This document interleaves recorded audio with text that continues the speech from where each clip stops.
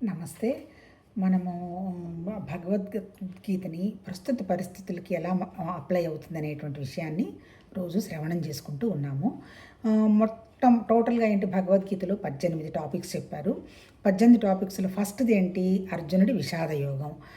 అర్జునుడి విషాద యోగం అంటే అసలు భగవతత్వానికి విషాదం ఎట్లా యోగం అవుతుంది అనేటువంటి విషయాన్ని కనుక ఆలోచిస్తే విషాదం అంటూ ఏమీ లేదు.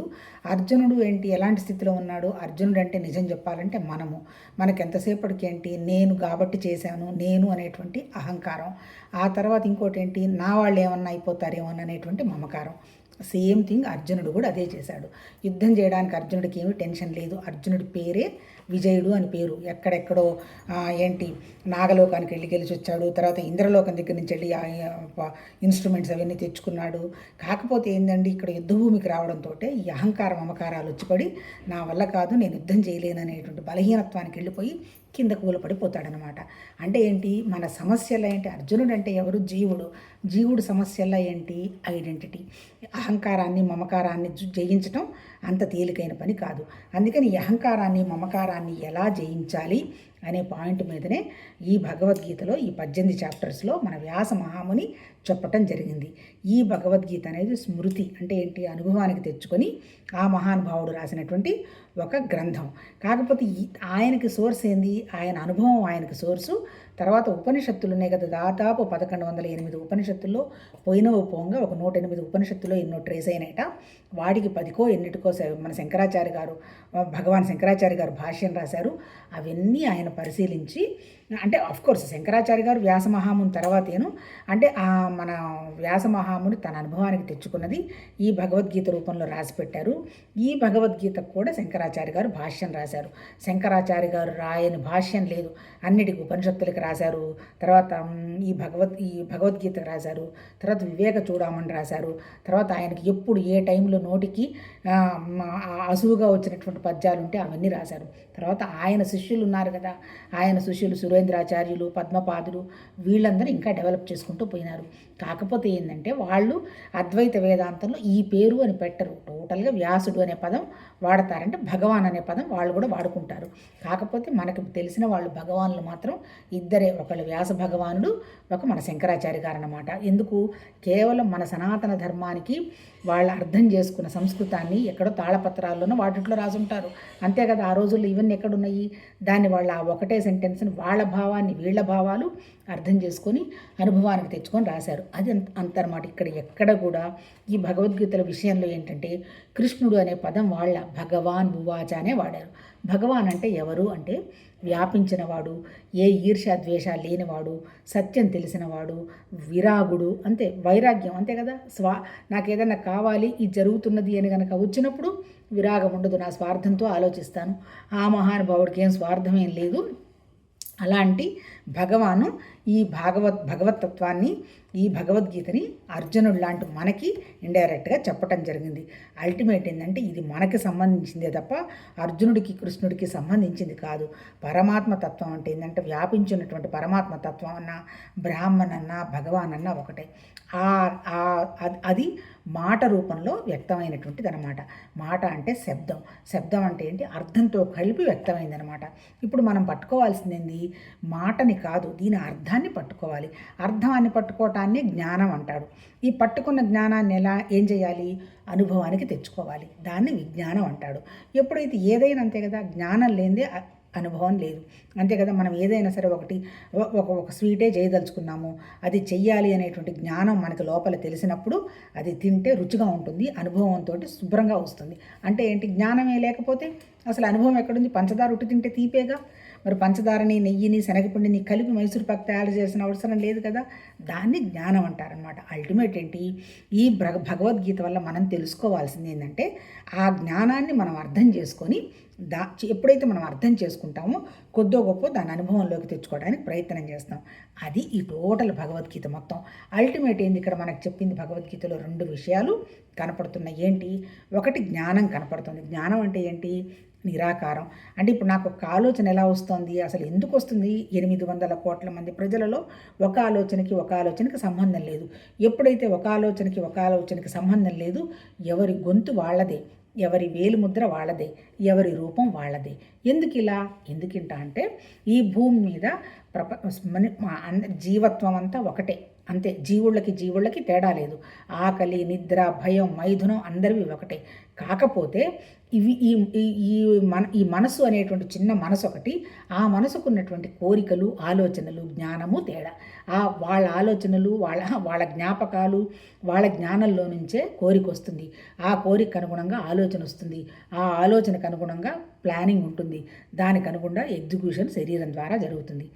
ఆ శరీరం ద్వారా జరిగేదాన్ని అయ్యి అంటారు. అంటే నాది ద్వారా జరుగుతుంది. అది అహంకారం. ఈ శరీరం ఒకటే మనకు కనపడుతుంది తప్ప మిగిలినవి ఏవి మనకి కనపడదు. ఎవరికి వాళ్ళు కూర్చొని వాళ్ళు పరిశీలించుకోవాల్సిన విషయమే తప్ప ఇంకొకటి కాదు. మొత్తం భగవద్గీత అంతా చెప్పింది ఏంటి? ఆ జ్ఞానం గురించి చెప్పాడు. ఆ జ్ఞానం ఎలా ఉంటుంది, అది ఎలా శరీరం ద్వారా వ్యక్తం అవుతుంది అనే దాని గురించి కర్మ అని చెప్పాడనమాట. ఆ జ్ఞానం ఏంటి? అది నిరాకారం, అంతే. దానికి రూపం లేదు, నామం లేదు, తుది లేదు, మొదలు లేదు. ఉన్నది ఒకటే శక్తి. ఆ శక్తి 199 లాగా ప్రకృతిలాగా వ్యక్తమైంది. మనమందరం ప్రకృతిలో భాగమే. అంటే ఏంటి? బ్రహ్మాండాలు అంటే పంచభూతాలు, అవి ప్రకృతిలో భాగమే. ఆ తర్వాత మనం పిండాండం వచ్చేంటి? మన పిండాండం ఏంటి? పంచకోశాలు, అన్నమయ, ప్రాణమయ, మనోమయ, విజ్ఞానమయ కోశాలు. అట్లాగే గ్రహాలు, అట్లాగే ఈ భూమి మీద ఉన్నటువంటి జీవులు, జంతువులు, కొండలు, గుట్టలు అన్నీ కూడా పరమాత్మతత్వంలో భాగమే. కాకపోతే ఏంటంటే ఆ చైతన్యం ఉందని, ఆ పరమాత్మతత్వం ఉందని ఒక్కొక్క దానికి కొంచెంగానే వాటికి అవగాహన ఉంది. కాకపోతే అన్ని అవగాహన ఉన్నటువంటి ఒకే ఒక మనిషి ఎవరంటే మనుషులు, మనం బుద్ధిజీవులం. ఎందుకు? ఆ పరమాత్మతత్వానికి ఇమీడియట్గా వ్యక్తమైంది మన బుద్ధి తర్వాత మనసు తర్వాత ఇవన్నీ వరుసలో వస్తాయి. ఇప్పుడు మాట్లాడుకుందాం. ఇప్పుడు అల్టిమేట్ ఏంటి చెప్పింది ఏంటి? మనకున్నటువంటి జ్ఞానము, ఆ జ్ఞానం ఎలా మన శరీరం ద్వారా వ్యక్తపరచడం అనేటువంటి దానికి చెప్తూ, ఈ జ్ఞానం అనే దానికి మన శరీరానికి మధ్య ఉన్నటువంటి పదార్థం ఏంటి? మనసు. ఆ మనసు మీద మనం చేసుకునే సాధనే ఆధ్యాత్మిక సాధన. అంతకంటే ఏం లేదు. మనసు ఎప్పుడైతే హయ్యర్ విషయం మీద ఫోకస్ పెట్టి శాంతిగా ఉన్నాము అంటే సంతోషం వస్తుంది. చిన్న విషయాల మీద పెట్టామంటే దుఃఖం వస్తుంది. అది ఎలా చేసుకోవాలి అనే విషయం చెప్పిందే భగవద్గీత. సో ఇక్కడ మనకి ఇప్పుడు అర్జున విషాదయోగం మొదటి చాప్టర్ చెప్పాడు. రెండోది ఏం చెప్పాడు? రెండోది వచ్చి సాంఖ్యయోగం అన్నాడు. సాంఖ్యం అంటే ఏంటి? కర్మ, జ్ఞానం రెండింటి గురించి చెప్పాడు. అంతా పరమాత్మ తత్వం అయినటువంటి స్థితిలో ఉండి ఏ దుఃఖం లేకుండా, ఏ సంతోషం లేకుండా, ఏ పని వస్తే ఆ పని పరమాత్మ తత్వంలాగా వెళుతూ నేనే పరమాత్మ తత్వం అని అనుకున్న వాళ్ళకి ఏమీ అవసరం లేదు. కాకపోతే ఎవ్వరూ ఆ స్థితి ఉండరు. భూమి మీదకి వచ్చి శరీరం తీసుకున్నాము అంటే శరీరం ఉంది, మనసు ఉంది, ప్రాణం ఉంది, కొద్దో గొప్ప ఆలోచనలు, జ్ఞానం ఉన్నాయి. దానికి అనుగుణంగానే మనిషి నడుచుకుంటూ ఉంటాడు. అందుకని ఆ స్థితి ఉండదు. కాబట్టి ఆయన బోధించింది ఏంటంటే అప్పుడు కర్మయోగం చెప్పాడనమాట. అర్జునుడు అదే అడుగుతాడు. అంతా పరమాత్మతత్వమే జ్ఞానం అన్నప్పుడు నన్నెందుకు ఈ పని తరఫున నన్ను పంపిస్తున్నావు అని అడుగుతాడు. నీకు ఆ స్థితి ఇంకా లేదయ్యా, నేను చంపాలి, నేను చేస్తున్నాను అనేటువంటి స్థితిలో నువ్వు ఉన్నావు. తర్వాత నాకు విజయం వచ్చింది, నా వాళ్ళు పోతారు అనేటువంటి దుఃఖసాగరంలోనే ఉన్నావు. అలాంటి స్థితి నుంచి నీ మనసు నిశ్చలమై నువ్వు పరమాత్మతత్వం ఏంటి అనేటువంటి విషయం నీకు అవగాహన రావాలి అంటే నువ్వు కర్మ జరగాల్సిందే అంటాడు. అసలు కర్మ అంటే ఏంటి అని కర్మయోగంలో చెప్పాడు. అది 3వ చాప్టర్. ఇప్పుడు మనం మాట్లాడుకుంటుంది కర్మయోగమే. కర్మయోగం ఏం చెప్పాడు? కర్మయోగం అంటే ఏంటి? నీకు ఇచ్చిన పని నాది అని నువ్వు చెయ్యవాకు. ఒక యజ్ఞంలాగా, పరమాత్మతత్వంలాగా చేస్తే దాని మీద ఎటువంటి నీకు మానసికమైనటువంటి ముద్రలు, మరకలు అవన్నీ పడవు. ఒక పని జరిగిపోతూ ఉంటుంది, భగవతత్వం జరిగిపోతుంది, అన్నీ వస్తూ ఉంటాయి, పోతూ ఉంటాయి. దేని మీద పట్టి నిలబడాల్సిన అవసరం లేదు. ఇదంతా చాలా సహజము. అందుకని వీటి గురించి అంత అవసరం లేదు అని చెప్తూ ఎందుకు జ్ఞానస్థితికి మనం పూర్తిగా రాలేకపోతున్నాము అంటే అద్దం మీద మురికి కప్పినట్టుగా, ఆ తర్వాత మంటలో పొగ కప్పినట్టుగా, ఆ తర్వాత బిడ్డని మాయ కప్పినట్టుగా మీ మనసు అనేటువంటి ఈ కామం ఉందే, కామం అంటే ఏం చెడ్డ పదం కాదు, కోరికలు. ఈ కోరికలు ఎక్కడైతే కప్పేశాయో నీ జ్ఞానం బయటపట్టలేదు. నువ్వు చేయాల్సిన పని ఏంటంటే కోరికల్ని తీసేసుకుంటూ రావాలి. నిన్ను ముందుకు తీసుకెళ్లే కోరిక, లేకపోతే నిన్ను అధానికి పడేసే కోరిక అనేది విచక్షణ నువ్వే చేసుకోవాలి అన్నట్టు చెప్పాడు. నెక్స్ట్ క్వశ్చన్ అర్జునుడు అడుగుతాడు, కామం తప్పని తెలుసు కదా, ఎందుకు చేయలేకపోతారు? అంతే కదా. ఇప్పుడు తాగటం తప్పని ఎవరికి తెలియదు, దానివల్ల లివర్ పాడవుతుందని అందరికీ తెలుసు కదా. అలాగే స్మోకింగ్ చేస్తే లంగ్స్ పాడైతే ఏం తెలియదు ఎవరికి, అందరికీ తెలుసు. కానీ ఎందుకు ఆపుకోలేకపోతారు అంటే దానికి ఏం చెప్తాడు అంటే రజోగుణం అనేది 3 గుణాలు ఉన్నాయ్యా. సత్వతమ రజోగుణాలు ఉన్నాయి. తమో గుణంలో ఉంటే అసలు వాడు ఏం చేయడు, బద్ధకంగా ఉంటాడు. రజోగుణంలో ఉంటే వాడికి ఎప్పుడు ఏదో చేయాలనేటువంటి కోరికలు ఎక్కువ పీడిస్తూ ఉంటాయి. సత్వగుణంలో వాడికి కూడా అది మంచి చేద్దాం, ఇది మంచి చేద్దాం అంటుంటుంది. ఈ మూడు కూడా కోరికలే. ఈ మూడు స్థితులు దాటినటువంటి నిరాకార స్థితి పరమాత్మతత్వం. నువ్వు చేయాల్సింది ఏంటంటే ఇప్పుడు ఏం చేయాలంటాడు, తమో గుణానికి వచ్చేమో నువ్వు కొంత ఓపిక పట్టి నీకు వచ్చిన కోరిక ఏదైనా ఉంది కొన్నాళ్ళు పోస్ట్ పోన్ చేసావనుకో ఆ కోరిక వెళ్ళిపోతుంది. అట్లాగే రజోగుణంలో అనవసరంగా ఆ స్ట్రగుల్ పడుతున్నాము అని మంచితనానికి అదే భగవతత్వం ఏంటి అని సత్వగుణానికి వెళ్ళాలి అనుకున్నప్పుడు అనవసరమైనవి రజోగుణంలో నుంచి వెళ్ళిపోయి సత్వగుణంలోకి వెళ్ళిన తర్వాత అంతా నేనే చేస్తున్నాను, నేనే మంచి చేయాలి, నాదే మంచి అనేటువంటి తత్వం కూడా ఏం లేదు. ఉన్నదంతా ఒకటే శక్తి తత్వం వ్యక్తమవుతోంది. దానికి అనుగుణంగా జరిగిపోతుంది అనేటువంటి విషయం కూడా దాటితే సత్యం ఏంటి అనేటువంటి స్థితికి వెళ్తావు. అందుకని ఈ మూడు గుణాలను జయించిందాకా ఇవి తప్పవు అని చెప్తూ మూడు గుణాలు జయించడానికి ఏంది పేషెన్స్ అని చెప్పాడు కదా, తమో గుణాల్లో పోస్ట్ పోన్ చేయాలి కోరికని అని చెప్పాడనమాట. అని నిన్నంతవరకు మనం ఆగినట్టున్నాము. ఈరోజు ఏంటి 39. కామము అగ్నితో సమానమైనది, అది ఎన్నటికీ చల్లారదు. జ్ఞానులకు అది నిత్య వైరి, అది మనుష్యుని జ్ఞానమును కప్పివేయుచుండును. ఇక్కడేం చెప్తున్నాడు, ఈ కోరిక అనేది మంట మండుతున్నట్లాగా నేను ఒక కోరిక పోతే ఒక కోరిక వస్తూనే ఉంటుంది. ఎప్పుడైతే కొద్దో గొప్ప జ్ఞానం తెలుస్తుందో వాడికి కోరిక అనేది ఎలాంటిది, కోరిక అనేది ఒక శత్రువు అని తెలుసుకుంటాడు. అంతే కదా, నాకు పడని వస్తువు ఎదురుగా ఉంది, అది నాకు పనికిరాదు అనేటువంటి విషయం తెలిసినప్పుడు అది నాకు ఇష్టమైనా సరే అది మంచిది కాదు అనేటువంటి ఆ చెడ్డ విషయంతో వైరం పెట్టుకుంటాడు జ్ఞాని. కానీ అదర్వైజ్ అంటే ఇప్పుడు మనమందరం కూడా అంతే కదా, ఇప్పుడు దాని మీద మనం పెట్టుకోం, ఇది దొరికిందే కదా వ్యవహారం అని చెప్పేసి మన దాన్ని యూజ్ చేసుకోవటం చేస్తారు. అది కరెక్ట్ కాదు. అంటే ఏంటి, ఈ కోరిక అనేది ఎప్పటికీ నెరవేరదు అనేటువంటి విషయాలు జ్ఞానికి తెలుసు కాబట్టి ఆ కోరికలను పనికిరావు అని వాటి మీద శత్రుత్వం పెంచుకుంటాడు. అదే అదర్వైజ్ అయితే పెంచుకోడు, నాకు కావాలి అనుకుంటాడు అని 39లో చెప్పాడు. తర్వాత ఇంకోటి ఏం చెప్తున్నాడు 40లో, ఇంద్రియాలు మనసు బుద్ధి ఈ కామానికి నివాస స్థానాలు. ఇది మనోబుద్ధీంద్రియముల ద్వారా జ్ఞానమును కప్పివేసి జీవాత్మను మోహితునిగా చెయ్యను అంటాడు. ఇప్పుడు ఇక్కడ చెప్పదలుచుకుంది ఏంటి, వండర్ఫుల్ అబ్బాయి ఇది. ఇప్పుడు ఏదైనా సపోజ్ ఒక కోరిక ఉన్నది అంటే, కోరిక అంటే మనం దేంతో చూస్తాము కోరిక. ఇప్పుడు మన దగ్గర ఉన్నవేంటి 5 జ్ఞానేంద్రియాలు ఉన్నాయి. మనం గ్రహించేది జ్ఞానేంద్రియాలతో గ్రహిస్తాము, చేసేది కర్మేంద్రియాలతో చేస్తాము. ఇప్పుడు ఎట్లా గ్రహిస్తాయి జ్ఞానేంద్రియాలు అంటే ఏంటి, ముక్కు వాసన వస్తుంది, తర్వాత నోరు రుచి చూస్తుంది, కళ్ళు చూస్తాయి, చెవులు వింటాయి శబ్దము, తర్వాత స్పర్శ వచ్చి చర్మం అనమాట. అంటే ఇప్పుడు ఏమవుతుంది, మనం చూసాము, ఇప్పుడు రోడ్డు మీద పోతున్నాము, బ్రహ్మాండంగా ఒక గులాబీ పువ్వు కనపడింది, చూసాము కళ్ళతోటి, ముక్కుతోటి స్మెల్ వస్తుంది, అబ్జర్వ్ చేసాము. తర్వాత చిన్నగా ఎవరు లేరు కదా అని దాన్ని అలా పట్టుకొని చూసాము, చక్కగా మెత్తగా చల్లగా కనపడింది, అంతవరకు ప్రమాదం లేదు, వచ్చేసాము. అంటే ఏంటి, ఫస్ట్ మనకు వచ్చిన కోరిక ఎక్కడ కలిగింది, ఇంద్రియాల దగ్గర కలిగింది. అంటే ఇప్పుడు ఒరిజినల్గా మాట్లాడుకోవాలంటే మన శరీరం వచ్చి గ్రాసు, దీనికి ఏం సంబంధం లేదు. కాకపోతే ఇంద్రియాలు వచ్చి కొంచెం సూక్ష్మం, అంతే కదా. ఇప్పుడు కళ్ళతో చూసావు, చెవులతో దాని సౌండ్ విన్నాము, తర్వాత ముక్కుతో వాసన చూసాము, బాగుంది అని అనుకున్నాము, అయిపోయింది. అంటే ఏంటి, ఆ చూసినది ఊరికినే ఇంద్రియాలను క్యాజువల్గా చూసాము, వచ్చేసాము, ప్రమాదం లేదు. ఎందుకంటే ఏది కూడా అసహజం కాదు. నేను అసలు చూడనని ఎవరైనా చెప్పారంటే పరమ తప్పు. అన్నీ తెలుస్తాయి, కాకపోతే ఏది చేయొచ్చు ఏది చేయకూడదు అనేటువంటిది అవగాహన మనసుకు వస్తుంది. అందుకని చూడటం తప్పు కాదు, వినడం తప్పు కాదు, కాకపోతే ఏంటంటే దాన్ని యాక్షన్లోకి తీసుకురావడం తప్పు అనమాట. సో ఇప్పుడు ఇంద్రియాలు చూసిన తర్వాత అది సూక్ష్మం. తర్వాత ఎక్కడికి పోయినాయి ఇంద్రియాలు, మనసుకి వెళ్ళిపోయినాయి. మనసు ఉంది కదా, మనసు ఏం చేస్తుంది, భలే ఉంది పువ్వు, ఇది ఎవరు లేరు కదా, కోసేసేయి అని చెప్పేస్తుంది. దాన్ని ఇంకో వెంటనే మళ్ళీ అదే మనసు మళ్ళీ ఇంకోటి వికల్పం చేస్తుంది. తప్పది, అది వేరే వాళ్ళ చెట్టు, వాళ్ళ నడకుండా మనం కోయకూడదు, కావాలంటే కొనుక్కోవచ్చు కానీ ఇలాంటి చోటికి మనం వెళ్ళకూడదు అంటారు. అక్కడ ఘర్షణ జరుగుతుంది, సంకల్పం వికల్పం జరుగుతుంది. అక్కడ ఏంది, ఆ సంకల్పం వికల్పంలో ఆ కోరిక తీవ్రంగానే వచ్చేసింది అనుకో, దాన్ని కంట్రోల్ చేసుకోవాలి. అందుకని ఏడుపులు ముత్తుకోళ్ళు చేస్తారు మీరు చూడండి. అంటే ఇది లోపల కోరిక ఉంటుంది, దాంట్లో నుంచి ఎలా బయటికి రావాలో తెలియదు, అది తప్పో తెలియదు, ఒప్పో తెలియదు, ఘర్షణ ఉంటుంది. అక్కడ కొంత పన్ను జరుగుతుంది మనసులో. అదైపోయిన తర్వాత నెక్స్ట్ వచ్చేది ఎక్కడికి, ఇదే సంస్కారం, ఇదే ఆలోచన, ఇదే కోరిక బుద్ధికి వెళుతుంది. బుద్ధికి గనక కొంచెం డిస్క్రిమినేటరీ పవర్ గనక ఉంటే అది తప్పు వద్దు అని చెప్పేస్తుంది. ఇంకా దాని కింద ఘర్షణలు ఉండవు. బుద్ధికి గనక ఆ కోరిక తీవ్రంగా ఉందనుకో, నాకు అది డెఫినెట్గా కావాలి అని ఉందనుకో, అది ఇంకా మంచి చెడ్డ విచారణ ఏముండదన్నమాట. కన్విక్షన్ అంటారు దాన్ని. అంటే డెఫినెట్గా నేను కోసి తీరాల్సిందే, ఎవరేమనుకున్నా నాకు సంబంధం లేదు, ఊళ్ళో వాళ్ళతో నాకు పని లేదు, నేను ఈ పువ్వును అనుభవించేసేయాల్సిందే అనేటువంటి విచారణకి వెళ్ళిపోతుంది. అంటే ఎక్కడి నుంచి వచ్చింది అంటే కోరిక యొక్క తీవ్రత. కొంచెం తీవ్రత లేదు, మనం చూసిన ఇంద్రియాల దగ్గర ఆపేస్తాం. ఇంకొంచెం తీవ్రత ఉంది, మనసు దగ్గర కొంత వద్దులు తప్పు ఒప్పు అని మనం ఘర్షణ పడతాం. తర్వాత బుద్ధికి ఆ విచక్షణ లేదనుకో, చేసి తీరాలనేస్తుంది. అంటే ఏంటి ఏంటి అసలు బుద్ధి అంటే ఏంటి?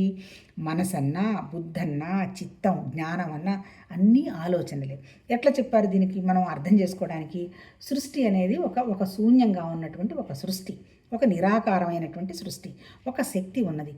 ఆ శక్తి బిగ్ బ్యాంగ్ లాగా అంటున్నారు కదా, ఒక చలనమో లేకపోతే ఒక మూమెంటో జరిగి ఆ సృష్టి ప్రాసెస్లోకి వచ్చింది ఏంటి? ఆ ప్రాసెస్లోకి ఒక లైఫ్ వచ్చింది, అంటే ఒక ప్రాణం అనమాట.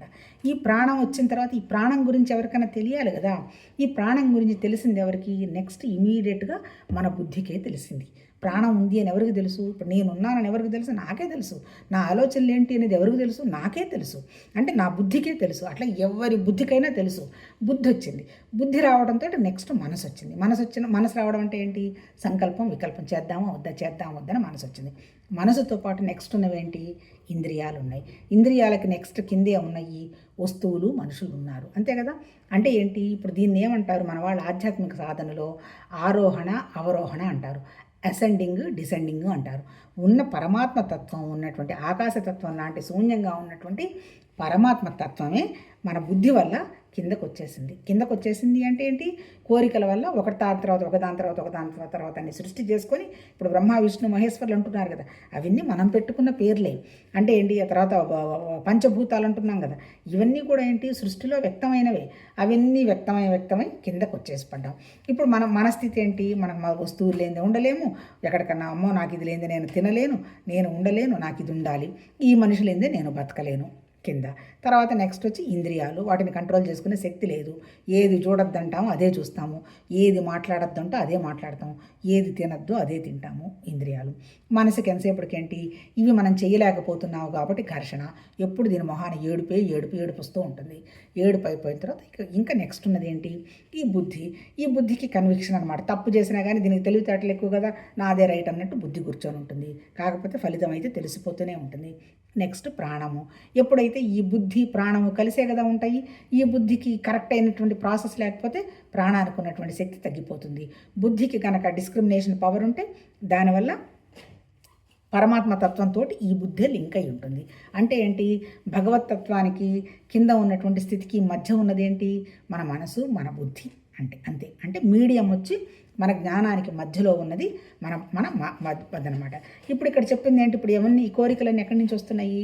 నువ్వు ఇంద్రియాలని ముందే కంట్రోల్ చేసి పడేసావనుకో, కంట్రోల్ చేస్తే మళ్ళీ అవి అగ్రెసివ్ అయిపోతాయి. జ్ఞానం వచ్చిందనుకో, అప్పుడు ఇంద్రియాలు కంట్రోల్ అవుతాయి. ఇప్పుడు అల్టిమేట్గా ఇక్కడ ఆ మహానుభావుడు చెప్పింది ఏంటి? అన్లెస్ అని అంటే నీకు ఒక హయ్యెస్ట్ థాట్ లేకుండా లోయెస్ట్ థాట్స్ పోవు. అంటే ఏంటి? నీ కోరిక పోవాలి అంటే ఈ కోరిక కంటే గొప్ప కోరిక నీ మనసుకు తట్టాలి, అప్పుడు చిన్న కోరికలు పోతాయి. ఒక చిన్న ఉదాహరణ మాట్లాడుకుందాం. సపోజ్ ఒక అమ్మాయి ఉండింది, ఆ అమ్మాయి తను మిస్ వరల్డ్ ఏదో కావాలనుకుంది. మరి మిస్ వరల్డ్ కావాలంటే శుభ్రంగా కనపడ్డదంతా తిని ఏం ఎక్సర్సైజ్ చేయకపోతే ఎంత అందంగా ఉన్న మిస్ వరల్డ్ అవుతారా? చచ్చినా కారు. వాళ్ళకేంటి పాపం క్యాలరీస్ ఇచ్చి రోజుకి మామూలు మనకి 1800 2000 క్యాలరీస్, లేదా మనం 4000 కూడా తీసుకుంటాం, అది వేరే విషయం. ఇస్తే వాళ్ళు ఇదిగోనమ్మ 1400 క్యాలరీసే తీసుకోవాలి. ఈ 1400 క్యాలరీస్ కూడా అన్లెస్ అదర్వైజ్ న్యూట్రియంట్స్ తీసుకున్నావు అంటే పిసరంత ఫ్యాట్ పోతుంది, నీ స్కిన్ చండాలమైపోతుంది, అందుకని ఇవే తీసుకోవాలంటారు. ఆ అమ్మాయికి పాప 2 సంవత్సరాలు మిస్ వరల్డ్కి వెళ్ళడానికి టైం ఉంటుంది. ఈ 2 సంవత్సరాల అమ్మాయి పని ఏంది? మంచి ఆహారం నోట్లోకి వెళ్ళడానికి లేదు. తర్వాత 24 గంటలు 2 గంటలు 4 గంటలు జిమ్లో ఉండాలి. ఇప్పుడు అవి ఉంటే తప్ప ఆ అమ్మాయి అక్కడికి ఆ మెజర్మెంట్స్కి ఆ అమ్మాయి రీచ్ కాలేదు. మరి ఇప్పుడు ఆ అమ్మాయి గోల్ ఏంది? ఇప్పుడు చూసేవాళ్ళందరూ ఏమంటున్నారు? ఏం బతుకు, తిండి కూడా తినకుండా బతుకుతున్నారు వీళ్ళని పాపం అవతల వాళ్ళు జాలి చూపిస్తూ ఉంటారు. కానీ ఆ అమ్మాయి గోల్ ఏంటి? తిండే కాదు. ఆ అమ్మాయి గోల్ మిస్ వరల్డ్ కావాలని. ఎప్పుడైతే ఆ అమ్మాయి గోల్ మిస్ వరల్డ్ కావాలనేటువంటి ఐడియా ఆ అమ్మాయి మనసులో ఉందో, ఈ బుడ్డ కోరికలు ఏముంది? ఏం తింటే ఏముంది? ఆకలికి తినడానికే కదా ఆహారం అనేటువంటి విషయం అలవాటైపోయిన తర్వాత ఈ చిన్న విషయాలు పడిపోతాయి. అంటే ఇప్పుడు ఇక్కడ కూడా చెప్పింది ఏంటి? మనం ఇంద్రియాలని కంట్రోల్ కావాలంటే క్యాజువల్గా కంట్రోల్ చేస్తే అవి కంట్రోల్ కావు. వాటికి ఒక మంచి మనకి ఒక ఇప్పుడు ఒక లాస్ట్ టైం కూడా ఏదో ఒక కథ చెప్పుకున్నాము. అనవసరంగా వేరే వాళ్ళ దగ్గరికి అంతా వెళ్తున్నప్పుడు గుడికి రా దేవుని చూపిస్తానంటాడు. పోయి ఆ భగవంతుడి యొక్క విగ్రహాన్ని చూడటంతో అందులో లీనమైపోతాడు. అంటే ఏంటి, ఇంక అప్పుడు చిన్న చిన్నవి ఏమైపోతాయి, అవన్నీ పడిపోతాయి. అంటే ఏంటి, జీవత్వంలో ఉన్నటువంటి బేస్ క్వాలిటీస్ దాటాలి అంటే నీకు ఇప్పుడు మన వాళ్ళు చెప్తున్నారు కదా, ఒక గోల్ పెట్టుకో, long goal, middle goal, higher goal అని. అట్లా ఒక గోల్ పెట్టుకున్నప్పుడు మాత్రమే జారిపోతాయి. అంటే ఏంటి, ఆ గోల్ని ఎవరికి అంటించాలి, మన మనసుకి అంటించాలి. మనసు అనేది ఒక మిడిల్ పోర్షన్. ఇటు పైకి వెళ్ళడానికైనా, మన పైకి తీసుకెళ్ళడానికైనా మనసే, మన కింద బారేయడానికైనా మనసే. ఈ కింద ఉన్నటువంటి మనం చిన్నగా మధ్యలోకి వచ్చి మధ్యలో నుంచి హయ్యర్ స్థితికి వెళ్ళాలి. హయ్యర్ స్థితి అంటే ఏం లేదు, మన మనసుకి ఎలాంటి దుఃఖం లేకుండా ఉండే స్థితి హయ్యర్ స్థితి, అంతకంటే ఇంకేం లేదు. ఏ ఆలోచన లేని స్థితి హయ్యర్ స్థితి. అంటే మళ్ళీ డంబులాగా పడి ఉండాలా, కాదు, అన్నీ మనకు తెలుసు. ఈ భూమి మీద తెలియదంటూ ఏముండదు.